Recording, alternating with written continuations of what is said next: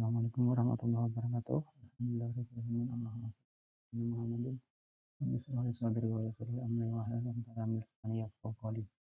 Nah, alhamdulillahirabbil alamin. Eh, Kesempatan kali ini masih diberi kesempatan sehingga pada kali ini kita masih bisa belajar bersama ya teman-teman. Pada kali ini kita masih dalam bab 3 ya, tentang perilaku jujur dan adil. Pada kali ini pembelajaran yang kedua, yang kemarin sudah kita memasuki bab 3 ini, tapi yang kemarin kita sudah tentang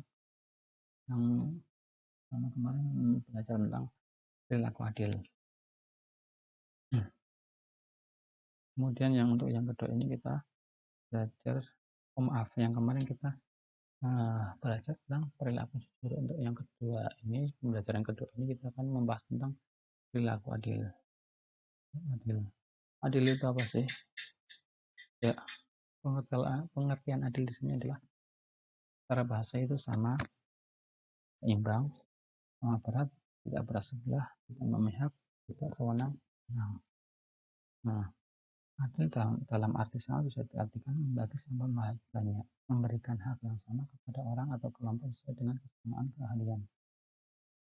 Nah, contoh ya, Bapak mempunyai usaha jual jus atau apa, mempunyai karyawan, di situ ada 3 orang.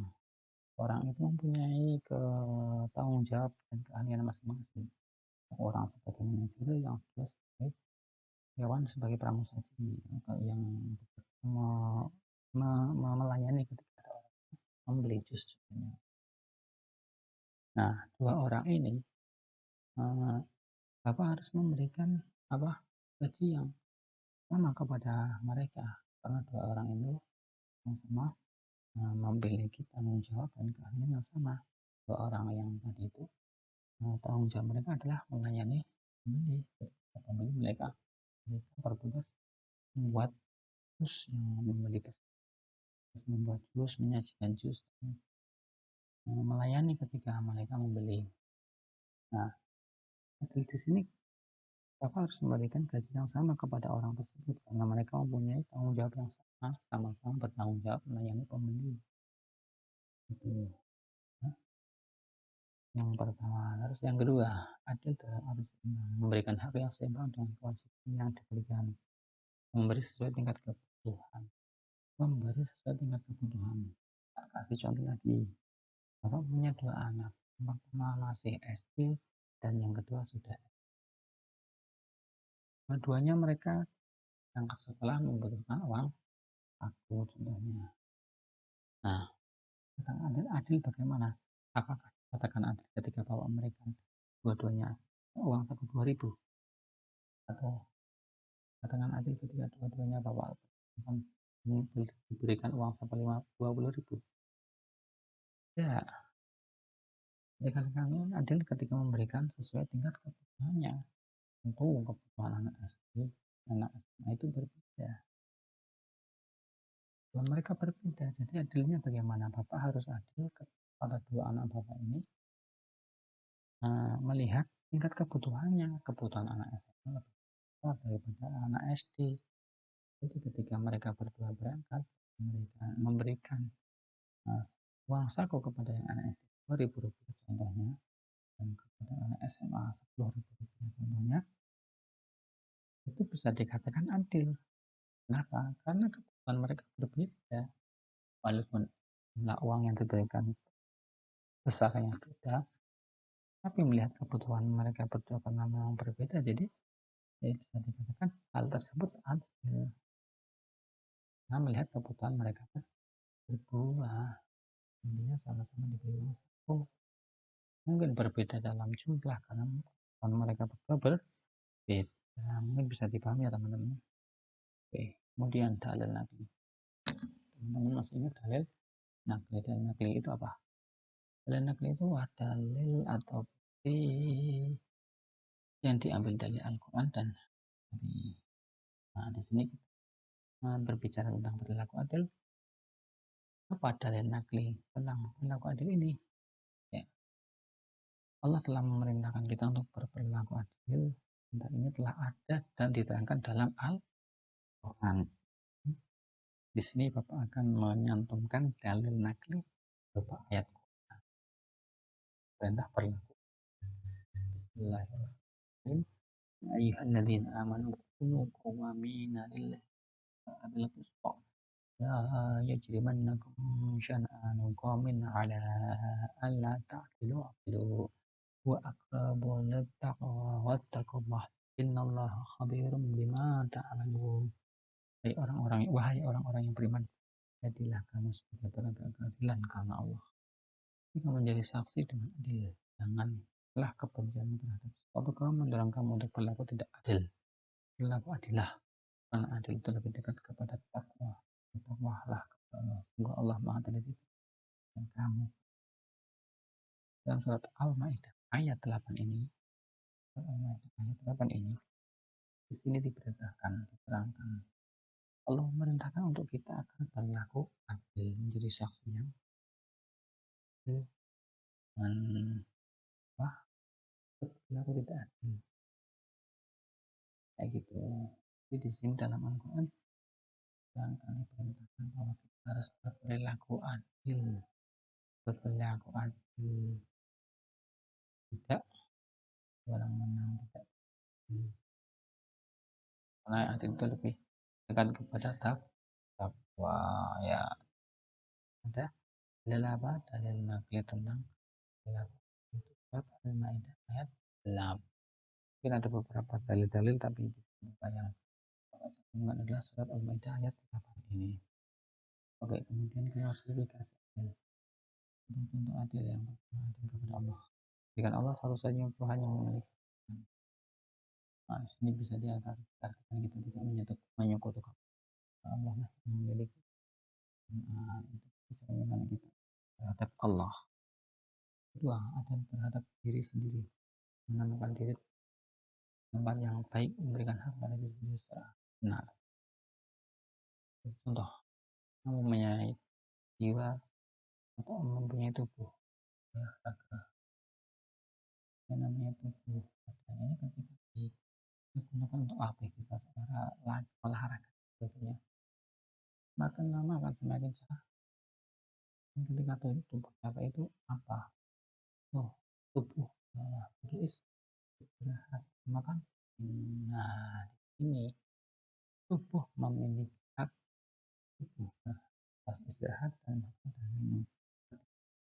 Selama kita gunakan untuk aktivitas olahraga dan sebagainya, maka kita harus adil terhadap diri kita sendiri. Contohnya adalah tubuh kita sendiri ini berperilaku adil bagaimana? Memberikan hak mereka, hak tubuh kita sendiri. Ini apa? Jadi karena capek olahraga aktivitas, beri hak untuk istirahat, tidur, istirahat, makan dan minum sebagai penunjang agar tubuh kembali dan tidak capek lagi. Itu bisa dikatakan adil terhadap diri sendiri. Kemudian adil terhadap orang lain. Tidak jelas ya. Adil terhadap orang lain. Banyaklah contohnya. Merugikan orang lain tidak menyakiti. Berat sebelah. Membela yang dianggap itu menguntungkan untuk kita. Kemudian adil kepada makhluk hidup yang lain seperti hewan dan tumbuhan. Hewan dan tumbuhan yang hidup juga mereka mempunyai hak untuk hidup, untuk dilestarikan, untuk dilindungi. Bagaimana sikap adil kita terhadap mereka? Ya kita berikan hak mereka. Makhluk untuk hidup dan hewan. Jangan kita buruk, karena mereka mempunyai hak untuk hidup. Kebutuhan, jangan kita misal jalan dicoret-coret, misal di sembarangan, rusak, ulah tangan kita. Jangan tidak perilaku yang tidak adil terhadap makhluk hidup, tumbuhan, hewan dan yang lain. Mereka sama-sama hidup, karena kita berdampingan di dunia ini. Berikanlah hak mereka untuk tetap hidup dan hari kemudian keutamaan berbuat adil apa? Keutamaan berbuat adil. Yang pertama, rasa aman, tenang dan tentram. Otomatis akan tercipta rasa aman dan tentram karena kita akan pernah memiliki rasa khawatir, yang merasa bersalah karena kita selalu berbuat adil, tidak curang. Oke, kemudian membentuk pribadi yang dapat melaksanakan kewajiban yang baik. Iya, otomatis kalau kita berbuat adil, maka kita otomatis terbentuk sebagai pribadi yang melaksanakan kewajiban. Melaksanakan kewajiban bagaimana? Nah, tadi dalam ayat Al-Maidah itu ya, Al-Maidah ayat 8 diterangkan bahwa kita harus berperilaku adil, itu perintah dari Allah. Maka otomatis ketika kita melaksanakan atau berbuat adil ini, otomatis kita itu melaksanakan kewajiban, melaksanakan perintah, melaksanakan keutamaan berbuat, kemudian menciptakan ketentraman dan kerukunan hidup ya. Otomatis ya tercipta semua berbuat adil. Terus yang terakhir, mempererat tali persaudaraan dan persatuan. Oke, kemudian hikmah berperilaku adil. Hikmahnya apa? Menjadikan pribadi yang beriman dan takwa ya otomatis kita diterangkan kita menjalankan perintah Allah, dipercaya dan disegani masyarakat. Ya hikmahnya dipercaya dan disegani masyarakat otomatis karena masyarakat akan menilai seseorang dari kelakuannya. Ketika kita berperilaku adil, masyarakat bisa menilai. Dan masyarakat akan percaya kepada kita ketika kita berbuat adil. Tentu saja masyarakat akan segan kepada kita, tidak meremehkan, menciptakan keamanan, tentram dan aman dalam bermasyarakat, tidak ada kesenjangan atau sebagainya, tidak ada yang merasa dirugikan karena memperlakukan masyarakat dengan adil, tidak berat sebelah atau tidak wewenang-wewenang. Kemudian tercipta mempererat tali persaudaraan dan persatuan. Implementasi atau praktek pelaksanaan perilaku adil. Yang pertama dalam mendamaikan perselisihan, dalam mendamaikan contoh ada dua orang berselisih paham bertengkar, satu namanya Budi, yang satu namanya Tono. Budi itu teman baik, teman akrab itu. Karena suatu hari kita tidak bersama selalu karena kita sudah melihat hal tersebut. Budi bertengkar dengan Tono, apa yang harus dilakukan? Harus tetap berperilaku adil, tidak boleh semena-mena, tak boleh setelah walaupun Budi itu adalah teman karena kita, teman baik kita, ya setiap hari bersama kita, selalu membantu kita, selalu ada gitu. Tapi ketika terjadi perselisihan, ada Budi berselisih dengan Tono, kita harus berbuat adil, tidak membela salah satunya, membela Budi, tidak membela Tono, tidak membela Budi kalau Budi teman kerja. Keduanya harus didamaikan, bicara solusinya, mana yang salah. Ketika si Budi yang salah, ya kita harus tetap menganggap Budi salah dan kita mau nasihati Budi, tidak karena Budi itu teman kerja kita mati-matian membela walaupun Budi itu salah. Itu tidak boleh, itu tidak bisa dikatakan kemudian nanti walaupun terhadap musuh, berikan ruang berbicara kepada contoh debat, kamu sering melihat di debat presiden di TV itu kan kedekatan mereka itu musuh ketika mereka mencalonkan diri untuk menjadi mereka harus dihadapkan, dipertemukan dalam debat calon. Nah di situ kita harus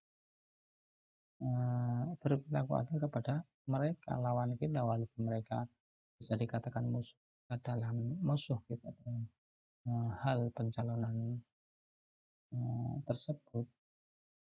Kita harus tetap berperilaku adil terhadap mereka, memberikan ruang untuk bicara, tidak kita sewenang-wenang, tidak dikuasai oleh kemarahan pada mereka karena mereka menyaingi kita untuk dapat contohnya seperti tadi menyalahkan diri. Harus tetap memberikan ruang kepada mereka, mengulang-ulang ketika mereka ada kelebihan ya kita akui kelebihan mereka, menutup mata kita karena kebencian yang buta. Oke. Ya, terima kasih, mungkin itu yang bisa Bapak sampaikan kepada teman-teman semua. Mohon maaf apabila masih banyak kekurangan yang Bapak sampaikan. Teman-teman mohon nanti apabila ada yang ingin ditanyakan bisa WA Bapak ya. Bisa WA di grup kelas. Bila ada yang ingin ditanyakan silahkan tanyakan. Ketika Bapak bisa akan Bapak jawab. Dan nanti teman-teman mohon untuk ya.